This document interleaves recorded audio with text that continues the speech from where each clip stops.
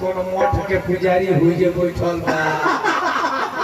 ओई जे हमनी के चले के पड़ी कि भगवती भजनिया अरे कोइला नरनिया अरे सुनाई धनी भक्ति भजन करी हो त कहां अपना दिल में श्रद्धा विश्वास बना के प्रभु में नेह लगा के ऐसा भटियारों के फेर दे तो ना ना ना मुंह में राम बगल में छुरी ए महाराज विश्व स्तर के साधु आसाराम बापू घर घर में पूजा कर रहे कैलेंडर में किताब भी पढ़ल जाता लो दोनों के पोता ही हो अच्छा उनकर दशाई हो गई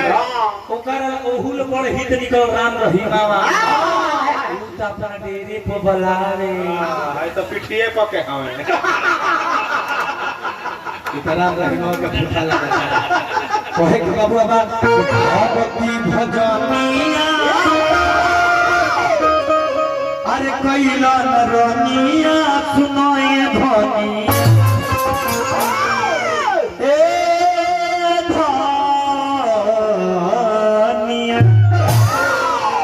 तरखी मती हो गई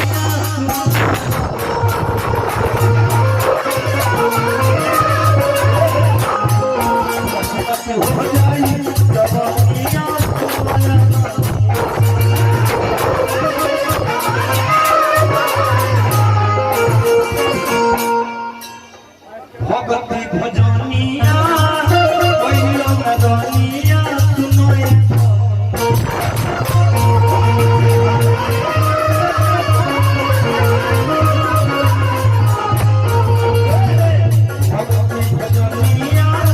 कैला नरनिया सुनाए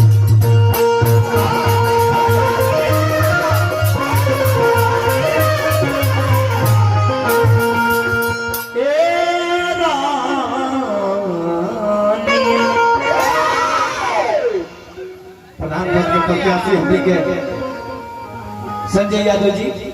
हजारों हजार रुपए का पुरस्कार देने हाथ दिखा के करता था बुलेट लगाई दे ध्यान रखो कलाकारी के कमल दास को के चला हो तनिको गुणगत कमल दास को तनिको के हिलाओ एक आवाज नहीं देखो ना ना ना ना ना तनिको देखो अरे गैस के बारे देखो तनिको कृष्ण ये धनिया लखन वजह रहो तरक्की मत हो जाई जवानी आसुन